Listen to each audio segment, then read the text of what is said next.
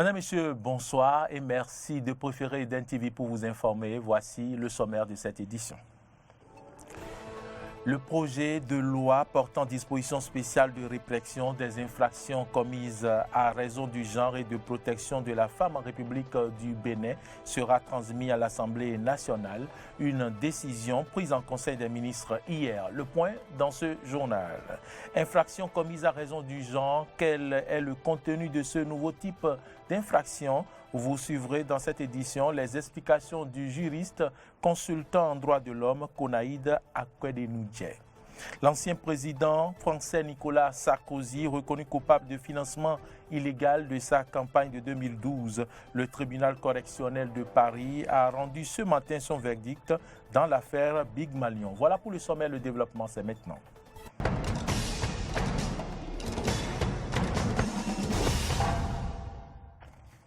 Bienvenue à toutes et à tous. Le Conseil des ministres s'est réuni hier sous la présidence effective du chef de l'État, Patrice Talon. Plusieurs décisions ont été prises et des nominations prononcées. On retient entre autres la transmission à l'Assemblée nationale pour examen et vote du projet de loi portant dispositions spéciales et répression des infractions commises à raison du genre et de protection de la femme en République du Bénin. Voici un extrait du compte rendu du compte. Bien sûr, voici un extrait du compte rendu du Conseil des ministres avec le secrétaire général adjoint et porte-parole du gouvernement, Wilfrid Léandre-Ngoueji. L'adoption du décret portant transmission à l'Assemblée nationale pour examen et vote du projet de loi de finances rectificative pour la gestion 2021. Le projet de collectif budgétaire fait ressortir que les ressources et les charges pour la gestion 2021 constituées des recettes et des dépenses du budget de l'État, ainsi que des ressources et des charges de trésorerie, s'établissent à 2 985,046 milliards de francs CFA contre 2 452,192 milliards de francs CFA initialement prévus. Elles sont donc en hausse de 532,854 milliards de francs CFA, représentant une progression de 21,7%. L'adoption du décret portant transmission à l'Assemblée nationale pour examen et vote du projet de loi de finances pour la gestion 2022. Le projet de budget pour l'année prochaine s'équilibre en ressources et en charges à 2 541,203 milliards de francs CFA. Il intègre les principaux repères économiques et sociaux adoptés par le gouvernement et débattus au Parlement le 29 juin 2021. La transmission à l'Assemblée nationale pour examen et vote du projet de loi portant Code de l'administration territoriale. En dépit des efforts consentis par les gouvernements successifs ainsi que les autorités locales, le bilan des 2 décennies de mise en œuvre de la décentralisation fait par des experts mandatés révèle que les résultats escomptés tardent à être atteints, s'agissant notamment de la promotion du développement équilibré du territoire et la satisfaction des besoins réels des populations. C'est pour inverser cette tendance qu'il est apparu indispensable d'instaurer une nouvelle culture de la gestion et du pilotage des actions locales de développement. La transmission à l'Assemblée nationale pour examen et vote du projet de loi portant dispositions spéciales de répression des infractions commises à raison du genre et de protection de la femme en République du Bénin. Ce projet de loi vise à renforcer l'arsenal juridique destiné à promouvoir et protéger la femme contre les violences basées sur le genre. Il se justifie par la persistance, voire la prolifération de situations de violence physique et morale intolérables. Dissolution du Conseil national des chargeurs du Bénin, CNCB, et la nomination de son liquidateur.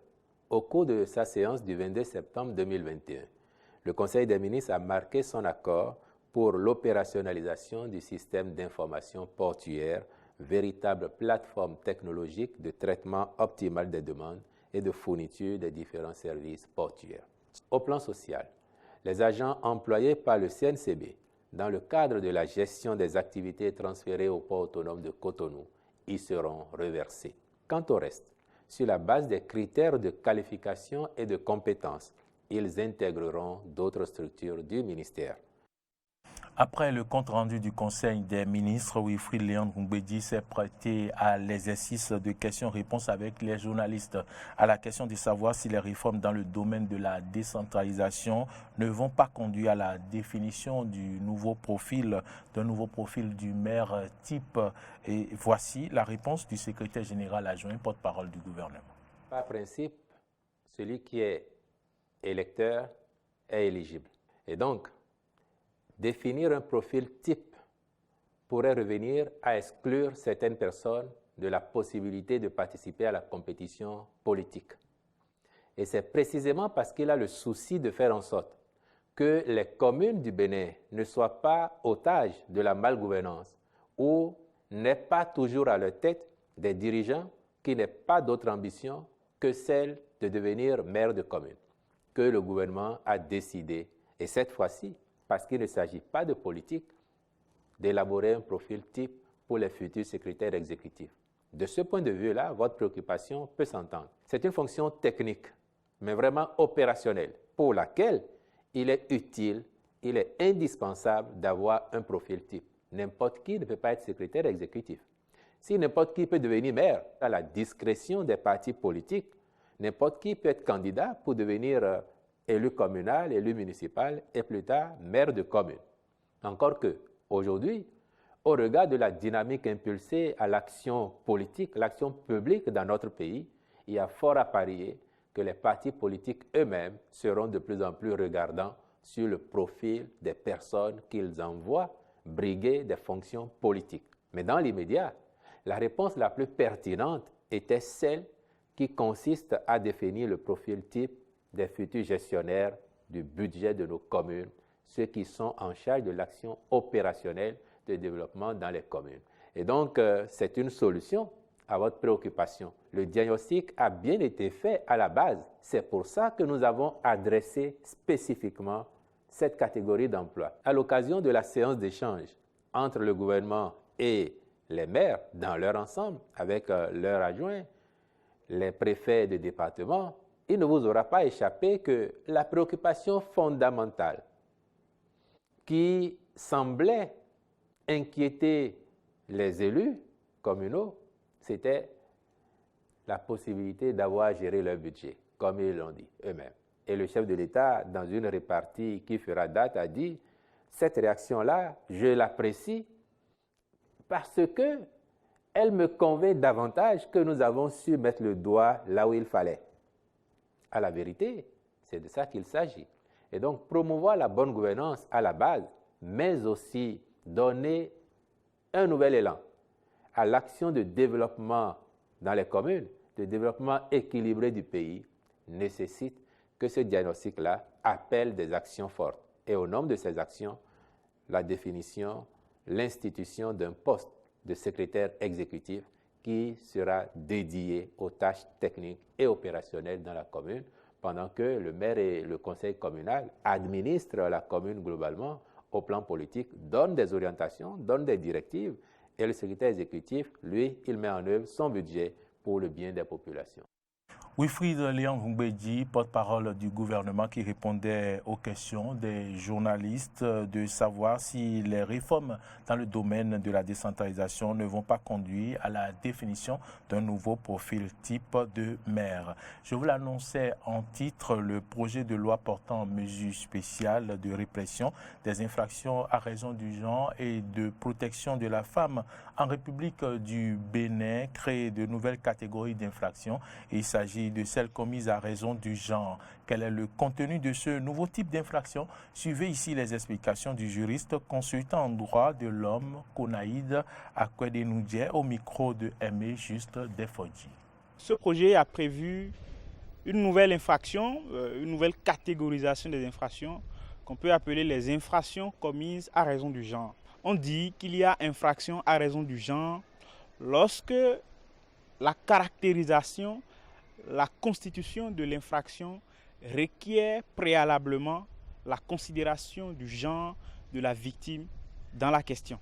Et ces infractions, pour les qualifier, c'est-à-dire lorsque vous commettez ce genre d'infraction et que vous allez devant le juge pour constater la commission de cette infraction, le juge a pour obligation de prendre en considération le genre de la personne qui est victime, c'est-à-dire le sexe de la personne qui est victime. Dans cette catégorie d'infractions, nous avons 4 grandes lignes.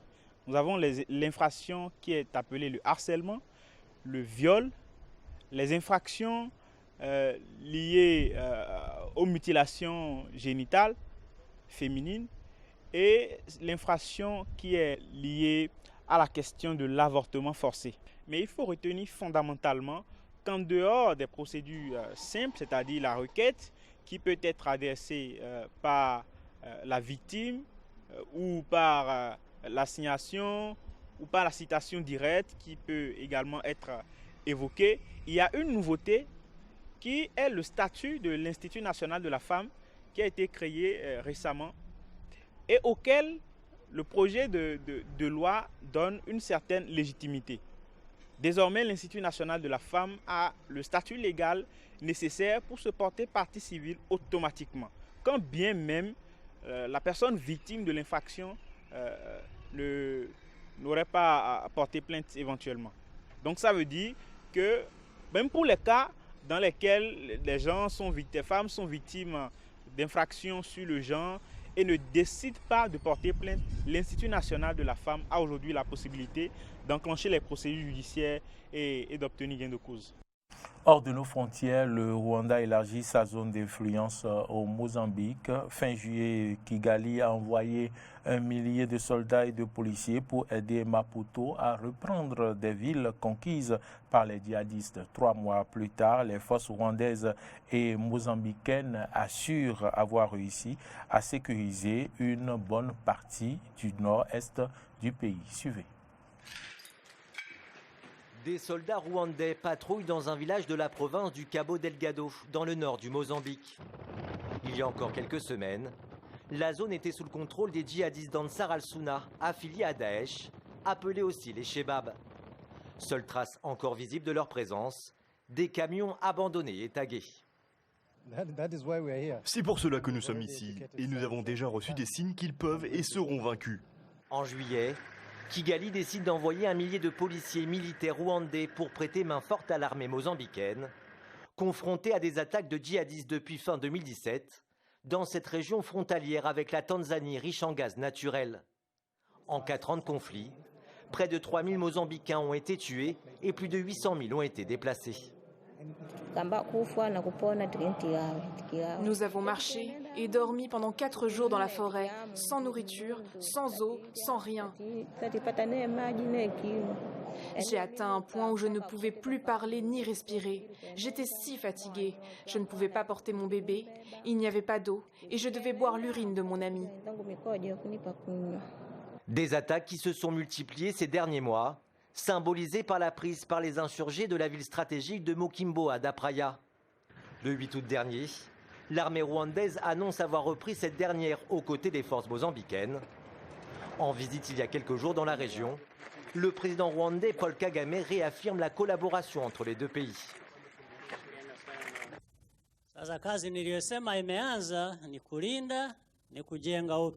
La prochaine mission consiste à sécuriser les zones libérées pour permettre la reconstruction et le retour des habitants.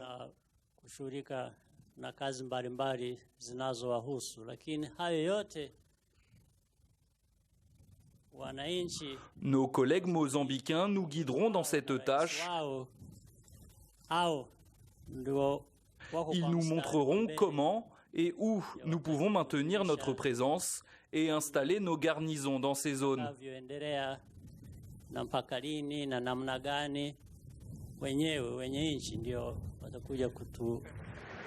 Les forces rwandaises ne sont pas les seules sur le sol mozambicain pour aider à mettre fin aux attaques djihadistes.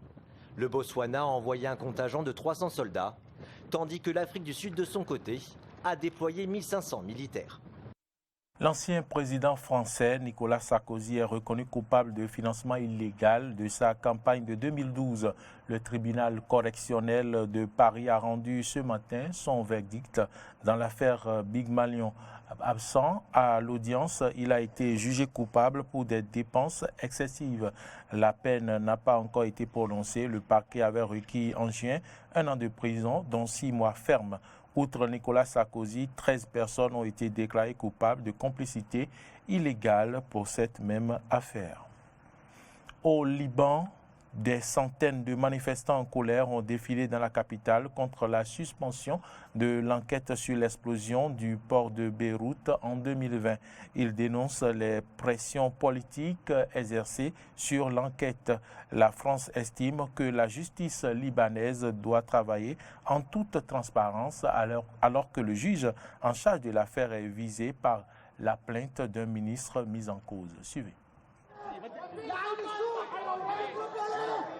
Les larmes et la rage d'un peuple toujours sans réponse. Ce mercredi, devant le palais de justice de Beyrouth, des centaines de Libanais laissent éclater leur colère.